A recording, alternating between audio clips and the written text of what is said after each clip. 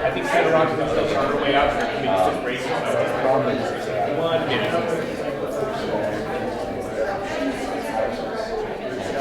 Oh, possible wall. It's not fraud.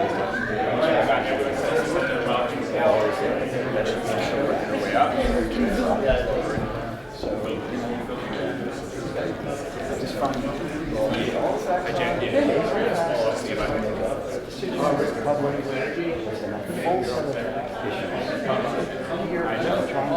I know you're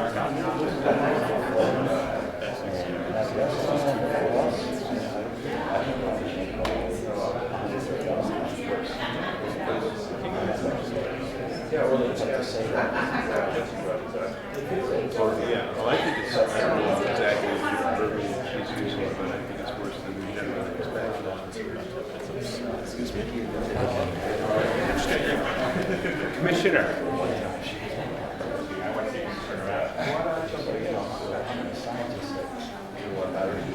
Oh, that's fine.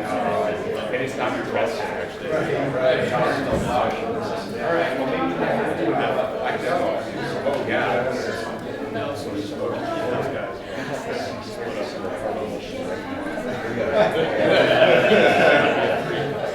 Thanks for sending that. Yeah, sorry. But I almost made a joke. I know. I will. Why don't you?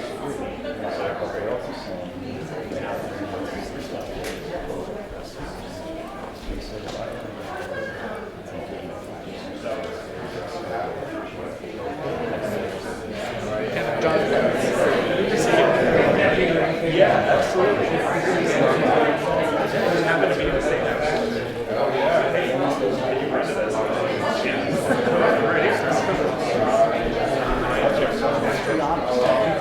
Well, to me, where that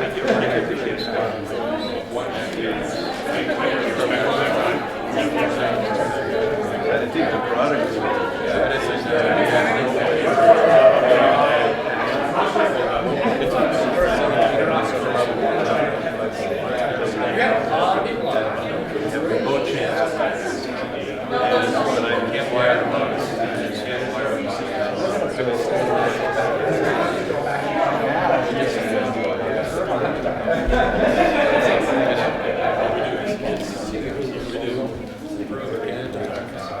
Hi, really quickly, I'm Kit with REV.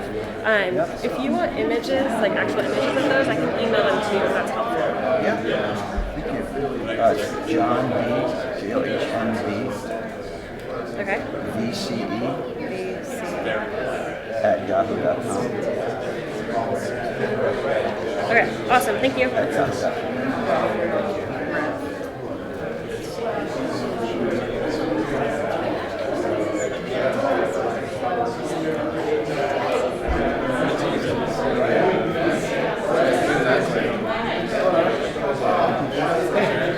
Hey Steve, happy to see you again. It looks like you look different on the box. Yeah, new box. Yeah, good to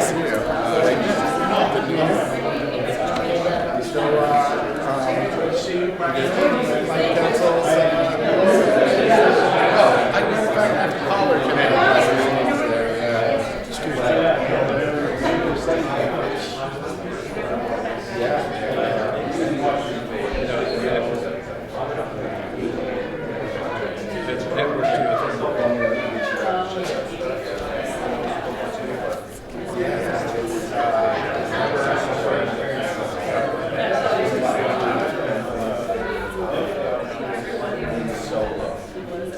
You just got to go for it. Senator Ron-Hinsdale's on her way up. We'll start in a minute.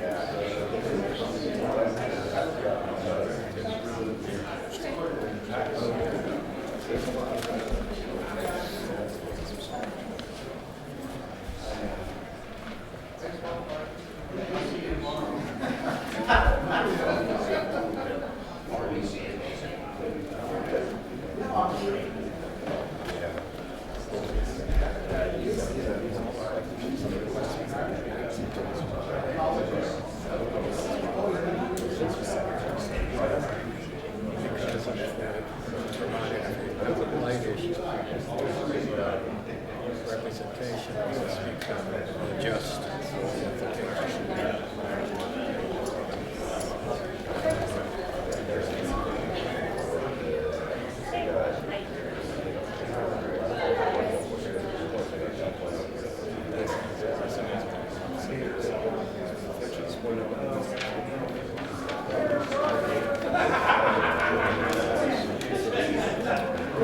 Want to like maybe even go closer?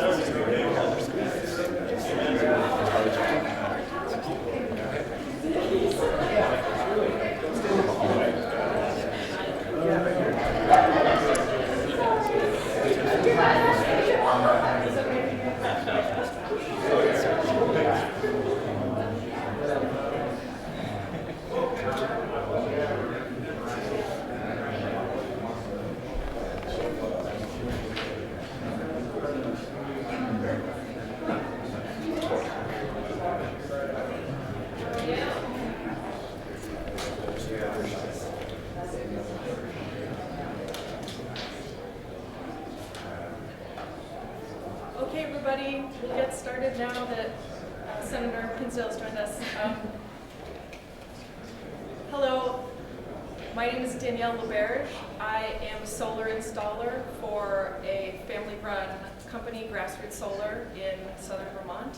And I'm also a board member for 350 Vermont and a REV member. This is a coalition effort of legislators and citizens calling for a 100% renewable energy standard. So thank you for joining us. Vermont's goals to fight climate change include transitioning our heating and transportation infrastructure to all electric systems. And how are we going to power those with renewable energy? It's estimated that we need to double our electric use statewide to meet the increase in demand from switching transportation and heating over to all electric sources. And this means our transport and heat will only be as renewable as our electric regulations let them be. This should be on the minds of every legislator working so hard to ensure that we pass an affordable heat standard as this year's key climate legislation. Vermont needs an updated 100% renewable energy standard that encourages the growth of new renewable energy in the state and in the New England region, and it must be bulletproof to meet the urgency of the global warming crisis. From my 7 years of direct experience as a solar installer, the PUC, Public Utility Commission, is treating Vermont's minimum requirement of 10% renewables developed in-state as a ceiling instead of a floor, and they are not empowered by the legislature to go above and beyond what is explicit in our out-of-date renewable energy standard, as we ask Vermonters to electrify everything and change their worlds. As you can see in the figure here, Vermont currently has the lowest new renewables requirement in its renewable energy standard of any New England state, including New Hampshire. Vermonters should be pushing well beyond the minimum requirement so that we are doing our fair share to combat climate catastrophe. Vermonters already assume that we have an explicitly mandated goal to meet 100% of our energy needs with renewables. And it's time to update the RES to meet the high expectations Vermonters have for our state's climate leadership. As a quick example, when I install for a Vermont family of 4 with an electric bill of $300 per month, their permit for 15 kilowatts of solar, it's approved in 2 weeks and installed within 8 to 12 weeks. That's a very reasonable timeline in the construction trades. If that same family's bill is $400 per month, in my experience, the permit approval process for 20 kilowatts of solar will take 6 to 9 months minimum, require additional costs to prepare, and has a slimmer chance of being approved, with a single neighbor's objections on the ground of aesthetics able to derail the whole proceeding, even if the town approves and natural resources are gated and it is safe for the general public. The uncertainty, the wait, and the added cost of permitting makes renewable energy less accessible to the people we most want to provide it for. Vermonters want renewable energy, but we need new state goals and mandates to the PUC so that new renewable projects are not stopped and slowed by a lack of explicit direction from the legislature to the regulatory body. The Act on Climate Coalition that supports this reform bill includes the Conservation Law Foundation, Sierra Club, VNRC, Renewable Energy Vermont, VPIRG, 350 Vermont, Rights and Democracy, BCB, and VBSR. And as a member of REV and a board member of 350 Vermont, it's been especially gratifying to collaborate with such a broad tent. These groups all made their voices heard and all agree in calling for a statewide goal of 100% renewable energy, 30% to come from in-state renewables by 2035, and 30% new renewables to be sourced from within New England, and 40% to remain from existing large hydro.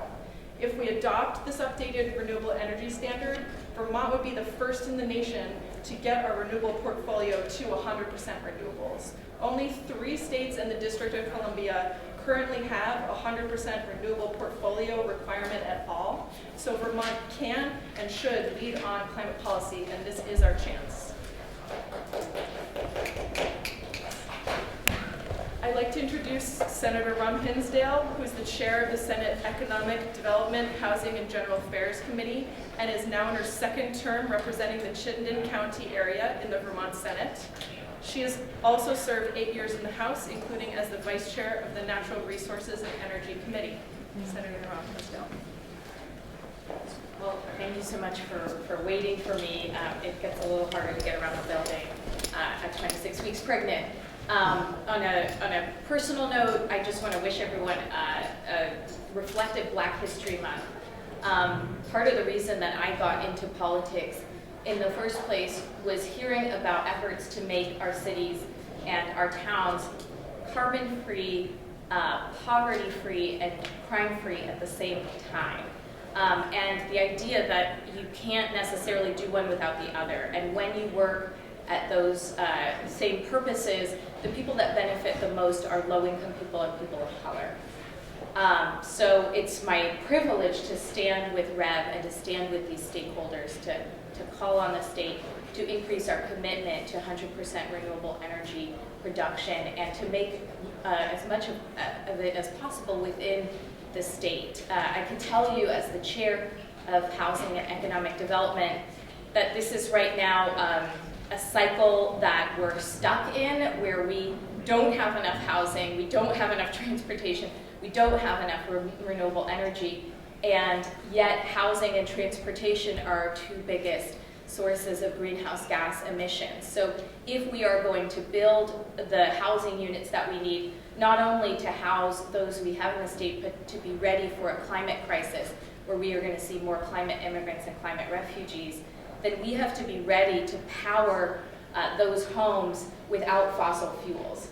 And we want to move in that direction, but to do that, we also need a climate workforce. And this climate workforce is going to need housing to live in, and they're going to need to know that the state has a vision to make sure they have consistent jobs, consistent opportunities to be able to push that renewable energy goal forward. And so setting an intention like this doesn't just say we're going to take power from wherever we can get it, we're going to rely on half measures and half solutions, but we're going to be generating this power in the state. And that is exciting for young people who want to live here, who want to be part of our green and well-knit communities.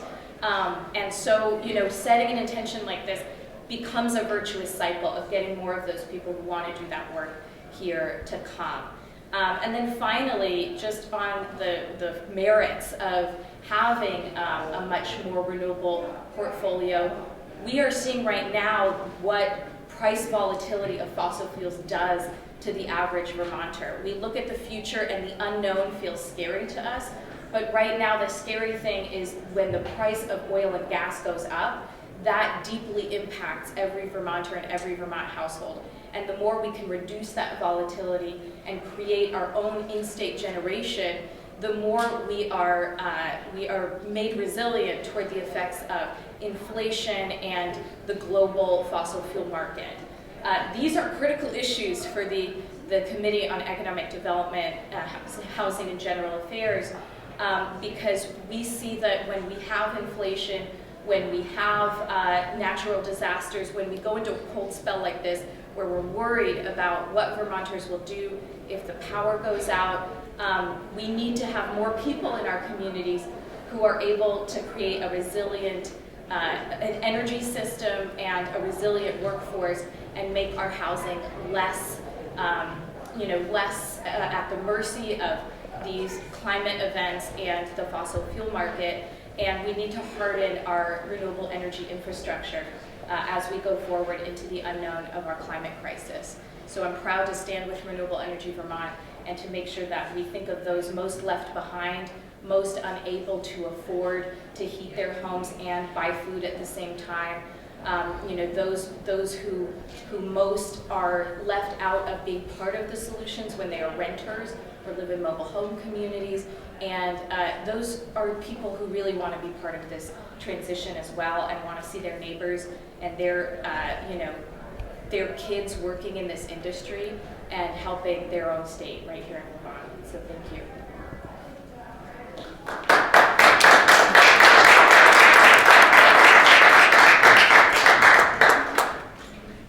Thank you, Senator. Next, we're going to hear from Ian McDonald, who is from Connecticut and is a member of No More Dirty Power Killingly, a community-led organization which fought hard to make sure Killingly, Connecticut wasn't saddled with a second large power plant. The two natural gas plants cumulatively would have represented almost a third of Connecticut's electric emissions and be located in the same part of town where the local children, including his own, attend their schooling. He's also a member of the Windham and Willimantic NAACP Environmental Justice Committee and C3M, which is Connecticut Climate Crisis Mobilization. Ian, can you hear us okay? Yeah. You're up. Okay, thank you. Thank you for having me. Very happy to be here. And just thought I'd talk a little bit about our situation down here. And so we have this 840 megawatt power plant in town. And unfortunately, we know from studies that these facilities, there's higher incidence of asthma, heart disease, COPD near them. And unfortunately, my son and mother-in-law both suffer from asthma. So, we have a situation in town here, but it's certainly not a unique experience to our town. I could be from Bridgeport, or New Haven, or Waterbury, or in another Connecticut community. And often, more often than not, these are low-income and/or communities of color that are saddled with these large power plants. And my own community has been on the distressed municipalities list for about 16 of the past 20 years. Unfortunately, even before the impacts of these facilities, these power plants in our state, we're getting a lot of pollution from power plants and industrial facilities to the west of us. So these added facilities are a problem. And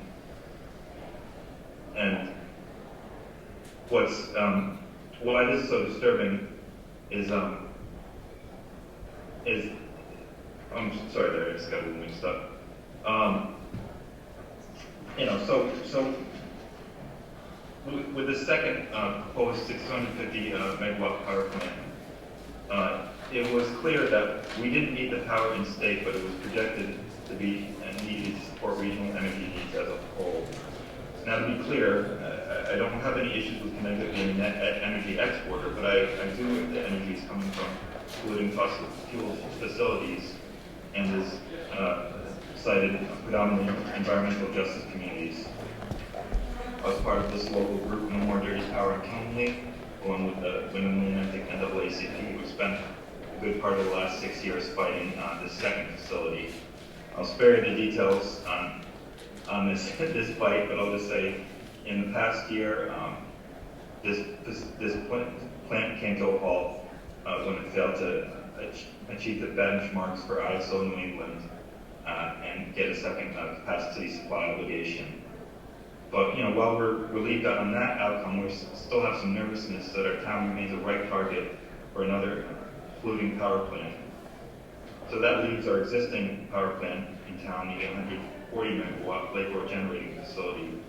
What became apparent to myself and others who had fought the second power plant was that while we could mobilize and fight tooth and nail for the next several years to try to shut down the existing facility, this would likely be a losing battle. The reason for this fundamentally is the determination by ISO, however flawed, that the region needs this power. The only way we're likely to clean up the air is to clean up the grid.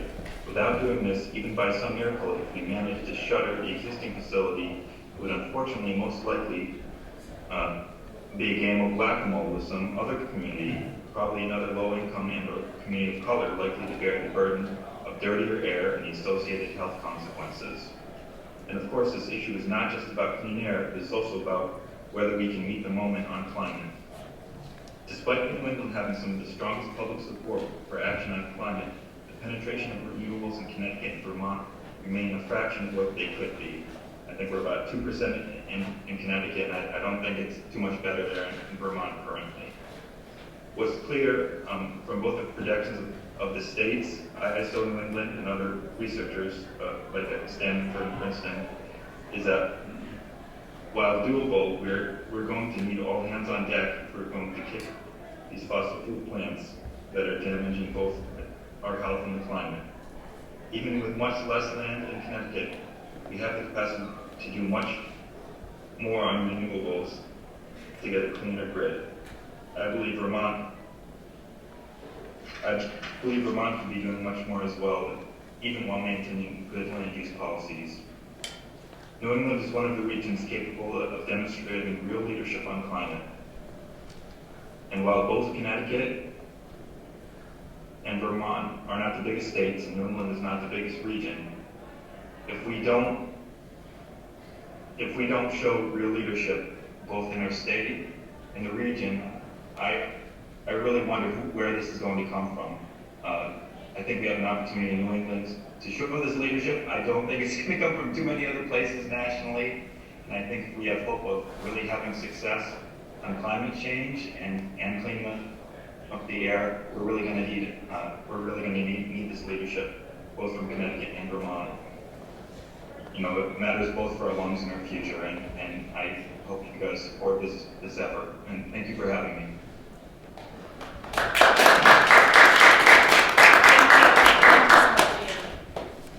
And as Ian highlighted, under the current Renewable Energy Standard, we're exporting the impacts of our energy choices. When we refuse to site renewable generation in our backyards, natural gas plants have to be built in someone else's backyard. And you can see the portion of our current standard that makes up natural gas and nuclear comes from the grid, from places like Killingly, where Ian's kids are suffering from asthma due to pollution. So, next up, we'll hear from Monty Green, who was born in Underhill, Vermont, and after graduating from UVM, he joined SunCommon in 2020 as a solar installer, working throughout Vermont installing residential solar systems from 10 to 80 kilowatts in size.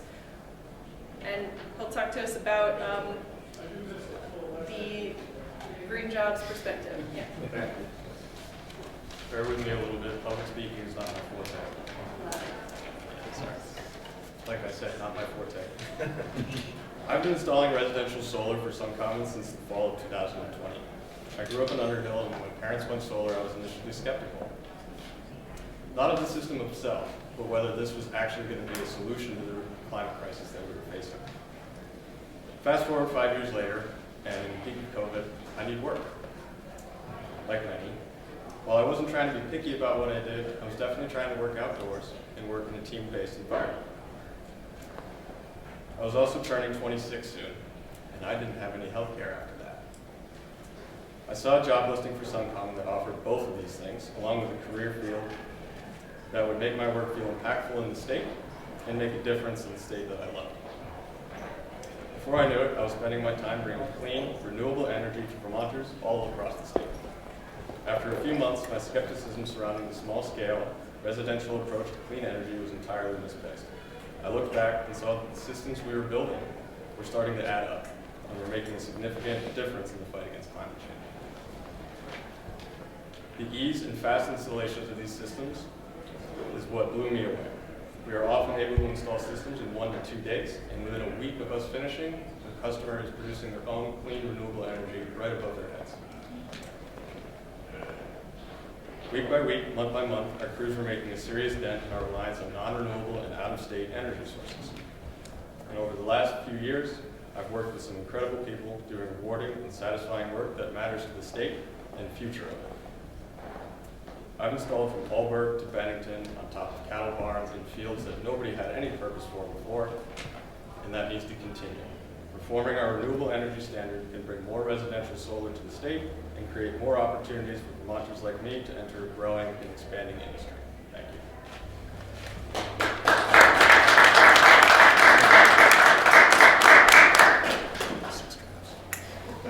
Thank you, and as Monty said, more in-state renewable projects means more jobs, energy dollars staying in our local community instead of being exported, greater reliability for our local grid, and energy independence for Vermonters. And next we'll hear from Jael Pulskamp, the founder and owner with her husband of Kettle Song Farm in Worcester, Vermont. Good afternoon, everyone. So I'm an organic farmer, vegetable farmer from Worcester, and I'm also a former employee with 350 Vermont. And I want to give a shout out to 350 Vermont because they are integral in passing this legislation. I'm here today to share my perspective as someone who earns their living from the land. I believe firmly in protecting the forests, meadows, and working landscape, and believe that we need to do all that we can to ensure we address our greenhouse gas emissions by increasing renewable energy generation within Vermont. I came to my career in organic farming from a place of deep concern for the planet's natural ecosystems and a desire to address destructive industrial agricultural practices that contaminate water and lead to soil erosion. When I first started farming, climate change or greenhouse gas emissions were not front and center to my concerns. Now, the thought of climate change and its impacts on the world's food systems keeps me up at night. It's seriously shocking how fast this crisis is developing globally, but also right here at home in Vermont. After farming for 20 years, I'm acutely aware that we are facing a major crisis that will make growing food more turbulent and threatens Vermont's food security. And while I believe strongly in preserving agricultural lands and forests, I also believe that we need a great deal more of in-state renewable energy generation. To produce more in-state energy, we will need more solar panels. With good planning and town resident input, solar arrays can be placed in locations around the state that help us meet the goal of 30% in-state renewables by 2035, as outlined in the Renewable Energy Standard Reform Bill. We need to take responsibility for our own emissions and our own energy consumption and production. That's why it's so important that we pass this legislation and focus on creating solutions here at home instead of relying on others to take up that responsibility. With thorough, well-thought-out land use planning, we can get our energy from renewable sources without compromising the pastoral beauty of Vermont. Solar panels can be grazed around, and the placement of solar panels can also provide financial support to farmers, and we all know that farmers need as much financial support as possible. According to a UVM study, residential sprawl consumes 1,500 forested acres per year. 20% Tier 2 in-state renewables will require a total of 2,300 acres of solar. And while we've seen gorgeous fertile land given over to the development of box store chains like those breezy, beautiful acres in Berlin and the bucolic Paradise Turn Sprawl and Taft's Corners in Williston, we can now strategize to lay solar on those roofs and make a solution where we now see a travesty. The paving over or commercial development of land does not seem to receive the same level of scrutiny as the placement of solar arrays. The transition to renewable is a matter of life and death. We need to update zoning laws to require all new buildings to install solar, and that all current commercial buildings are reinforced to hold solar panels. There needs to be more incentives for homeowners and landowners to install solar. There are many things that we can do, and we need to use every tool in our toolbox. Yes, all these things need to happen, but first we must take the practical first step and pass the Renewable Energy Standard Reform Bill. Passing this bill is the gateway to realizing these and many more necessary changes. Thank you for your time.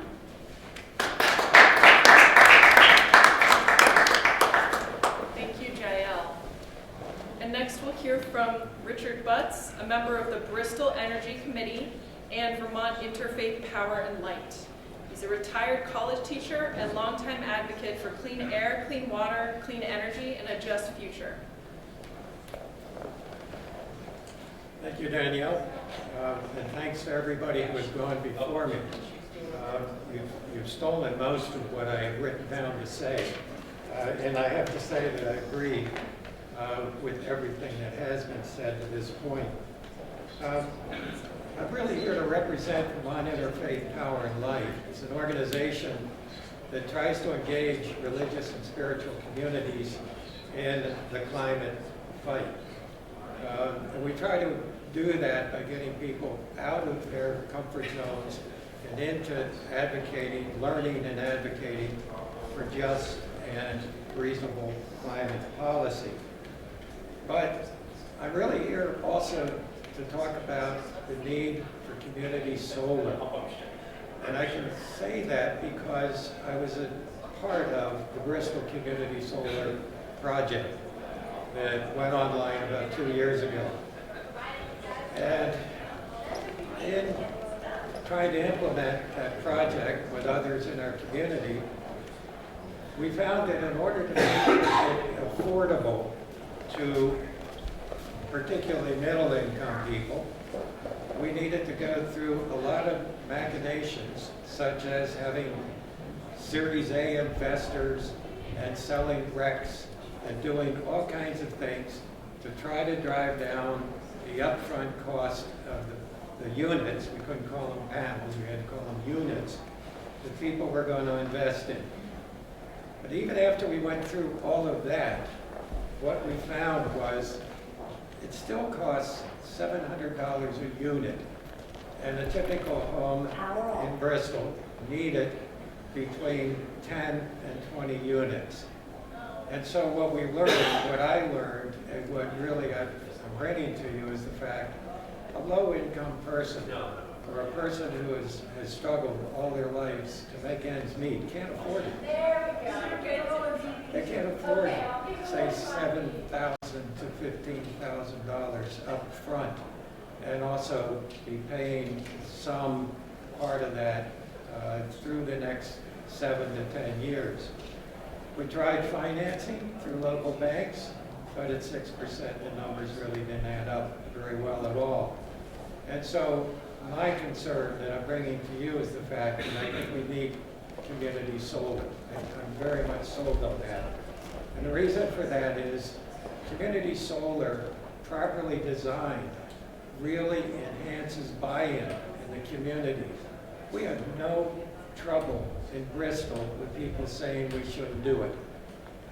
We had a capped former landfill, and we had enhanced our energy plan, town energy plan, and made that a preferred site. And so we had a smoother town in some communities.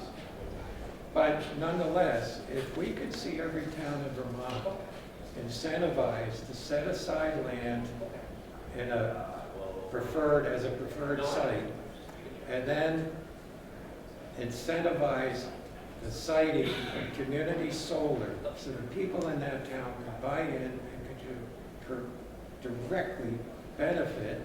Our residents could walk down the hill behind the high school and they can see where some of their power is being made.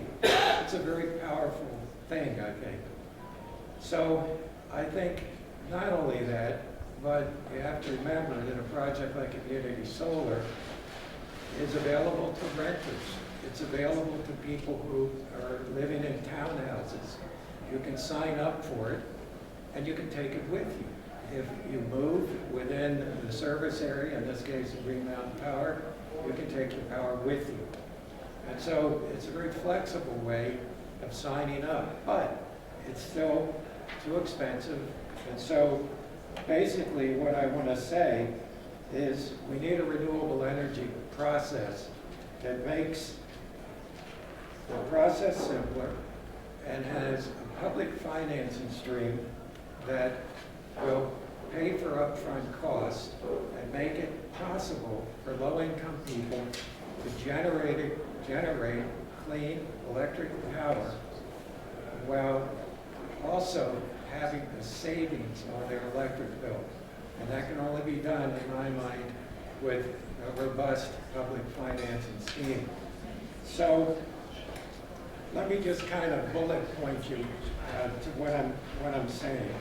First of all, as everybody has said, we've got to increase the amount of solar power in the state of Vermont. We've got to make it affordable. And we've got to make it available to all Vermonters. We've got to provide incentives to towns so that they can set aside land. In our case, we had land that really wasn't that good for anything else. And so again, the process was a little bit easier.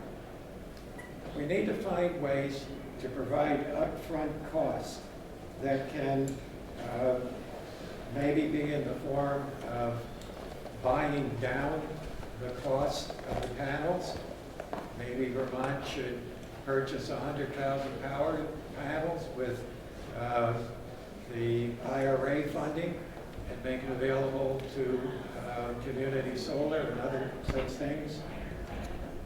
We need, I think, a state-run community loan fund, a fund that might be jump-started with the $27 billion that's available for these kinds of projects nationally under the IRA. We could use some of that money to set up a $50–60 million loan fund that once things get going, people will pay back into. And so it becomes a self-regenerating kind of fund.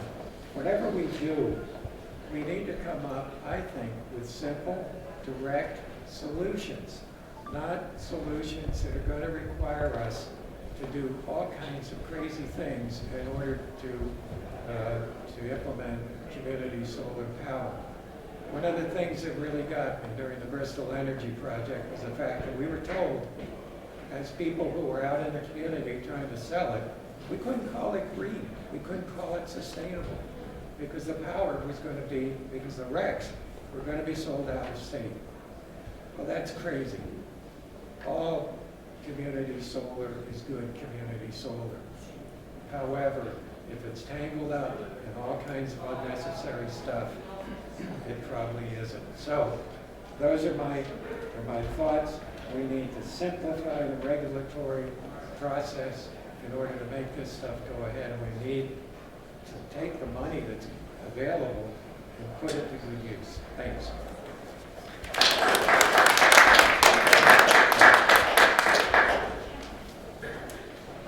And last but certainly not least, we have Representative Caleb Elder, representative from Starksboro. Thank you. Yeah, I'm Caleb Elder. I represent the towns of Bristol, Lincoln, Moncton, and Starksboro. So Richard is one of my constituents, and we're very grateful to have him locally in all of his efforts. I grew up in Bristol, Vermont. I went to Middlebury College. I studied environmental studies. That was precipitated by a great fear of climate change that has existed in my life since meeting Bill McKibben in Thailand when I was 7, which is a story. But you know, I've been scared as hell of this stuff my whole life. That's why I was an environmental studies major. That's why I started working in the renewable energy industry in 2008. And that's why I have advocated for these projects in my communities. at schools and nonprofits, including the school where my daughter will start attending next year. The climate crisis cannot be put in abeyance by NIMBYism. We cannot complain about the degradation of our forests, blight of our ecosystem. We cannot file a complaint with the Public Utility Commission. It will not go away. So we need to address this with greater urgency. I will say that the Renewable Energy Standard that has been in effect since 2016 has reduced renewable energy development in Vermont, pure and simple. It is not a vehicle for encouraging renewable energy development. Some might say it is little more than a ground mount solar moratorium. That's probably not fair, but it's tempting to say. What I would say now is that if we are going to really electrify our transportation sectors and our home heating sectors, we're going to triple the grid in 20 years. I'm not seeing that modeled by our state agencies when we talk about how much we need. So what is this bill going to do to encourage it? It's going to force new renewable energy development in the state. It's going to give a path to renewable energy development in Tier 2. That's where our economy grows. That's where our students have a place to go to work. That's where our career technology education has a place to land in our economy, is Tier 2. So I don't want to hear that we're done with Tier 2. And if we're saying we're done with Tier 2 because we have hit some kind of goal from legacy projects, well, it's time to update that. We're not going to buy our way out of this crisis by double counting existing installations. So we got to get rid of the SREC market, right? We got to stop counting Hydro-Quebec. We got to support new in-state renewables and in-region renewables so we stop exporting our emissions to Ian's kids in Connecticut. This is our challenge. We are a state with the privilege to encounter it. We've got the land, we've got the space, we've got some built environment, but it's not just going to be done in the built environment. All those buildings in Taft Corners, they don't have dead load built in to put solar panel on every one. I'm sorry, they don't. Some of them do. What we're going to do with this bill is inspire our kids that if you work in this area, if you get educated in this area, you are living in a laboratory for science, for the accounting of the climate crisis that is leading the world, right here in Vermont. And those kids can stay here. And you know what? When we invest in those master electricians, when we invest in those excavation companies, when we invest in those environmental analysts, it goes to our housing. It also goes to our business development needs. These are not zero-sum games. And so we need to celebrate renewables. We need to create the force of life within this industry that it experienced after the housing crash of 2008 and 2009, when frankly it saved the Vermont construction industry. And we need to do it again. It's time for a comeback. So I will be sponsoring this bill on the House side. I certainly hope it gets the attention it deserves, and I'm incredibly grateful to this entire coalition for pushing this ball uphill once again.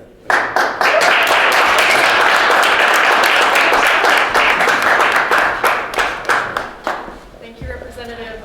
I feel inspired. And now we'll take some questions from the media. Yes? I have a question. I'm sorry. Could you Jael. Can you discuss a little more how you square your support for a large increase in solar, knowing that that increase is necessarily probably going to displace agricultural land and forests, which you already said you also support the retention of? Well, I firmly believe that it doesn't need to do that. That there is plenty of land that is core agricultural land where the solar panels can be placed. And it requires like in-depth analysis of those locations and good planning, like I said. And I mean, in the town of Worcester, we have an area behind the town garage where we could put a lot of solar panels and generate power for the community. And there's a lot of little areas like that within towns on more buildings, like I said. But there's a lot of south-facing slopes that don't make for good agricultural use. And like I also said, you can graze around solar panels. So having more animals grazing rather than tilling that land is actually beneficial to the environment, and then also beneficial to our energy use. Do we have good examples in Vermont of large-scale solar installations with animals grazing efficiently around them? I know it can be done, but is it reasonable? We do, and I actually took a workshop on this, and I can't remember exactly the farm, but there are examples of that. It's in Virginia's. Virginia's. Yeah, Route 7. Yeah, so it can be done. And, you know, with some investment in the technology, raising the solar panels, things like that, you know, more agriculture can happen around those areas. Yeah. So in our experience in Bristol, luckily we put together an enhanced energy plan. And so we used maps provided by the Regional Planning Commission to take a look at all of our land in the town. And we designated sites that were absolutely not suitable for solar. Those included agricultural land, they included marshland, wetlands, things like that. We took a look at housing nearby, and we came up with several categories, ones where it could be possible to site solar, probably without objection, and then preferred sites, ones that were absolutely not particularly visible, and that were still accessible. We also had another thing we had to deal with, which was, where does Green Mountain Power have three-phase power lines? And so all these things went into our enhanced energy plan, and it makes it easier if the town does that. Why did Bristol decide to not put solar on agricultural land? Because it's not in the interest of the town to displace our farmers. It's as simple as that. Right. Yeah. Okay, thank you. Thanks, Richard. And I just want to add that the amount of land that would be covered under an increase to 20% renewables in state would be 2,300 acres total in the next 10 years. And every 2 years, residential sprawl consumes 3,000 acres of forested land. So really it's a drop in the bucket compared to the natural expansion of all of our developed areas.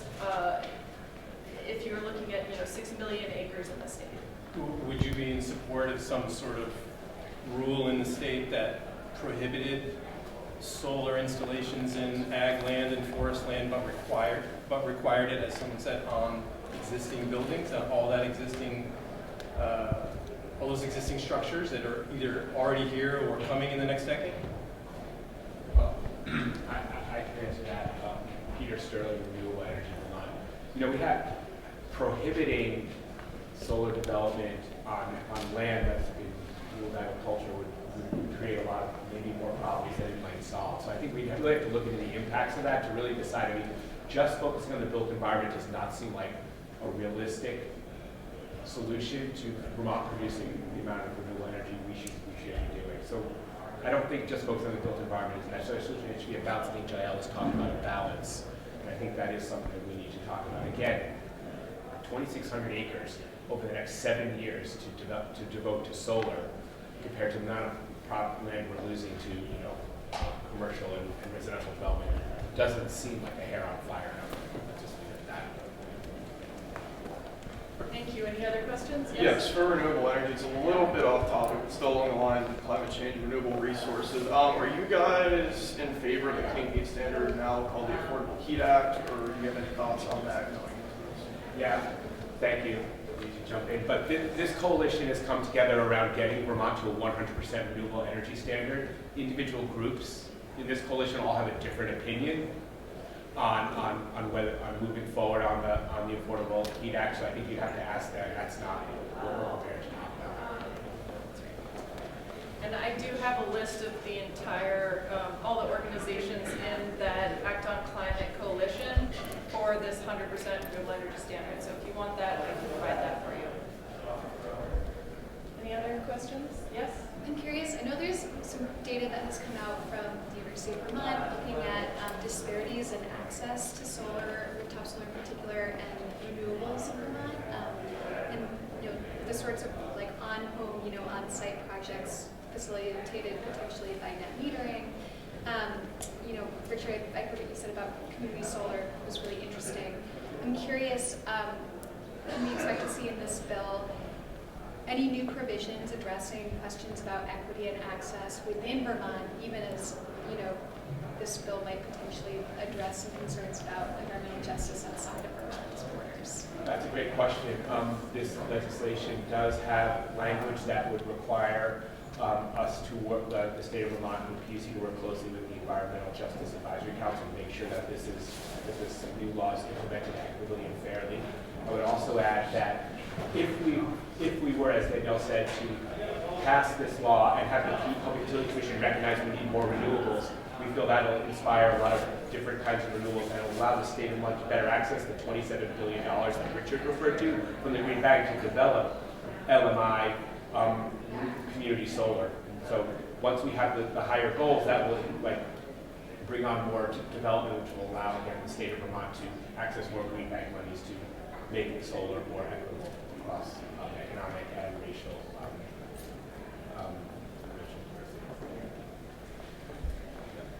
Just addressing that real quick. Many bills now are looking at social justice. It's not going to be just in the Renewable Energy Standard. It will be in the Clean Heat Standard. It will be in the Transportation Council, so on. Is we have to look at how all Vermonters can access everything that's going to be rolled out and not be taken.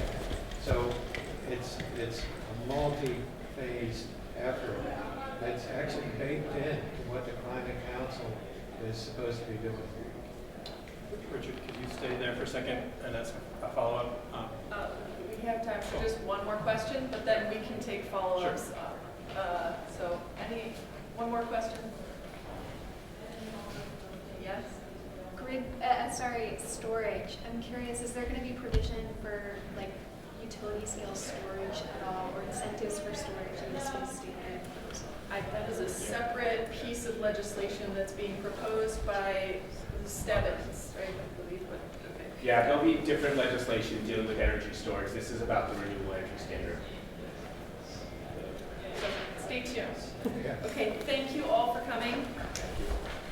We appreciate the time. Great job. Thank you so much. So, Zach Owens, you want to talk to Richard? No problem. Such a day. Last question was going to be, what do you think the reaction is?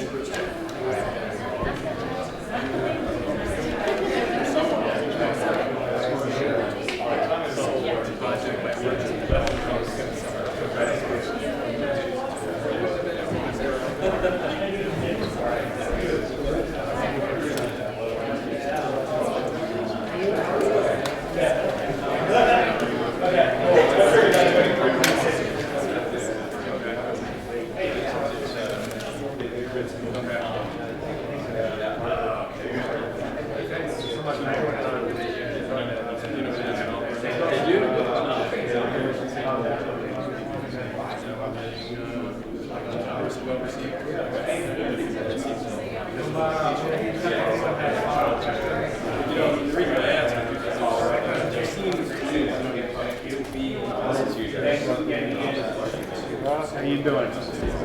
Yeah, what kind of trouble you causing? Watching the diverging statements because they're all the same. Jael says local planning. Because you don't have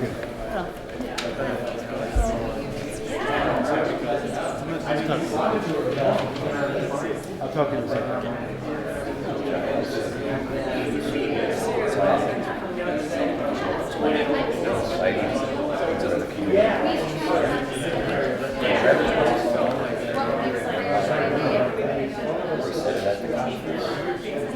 So it's like,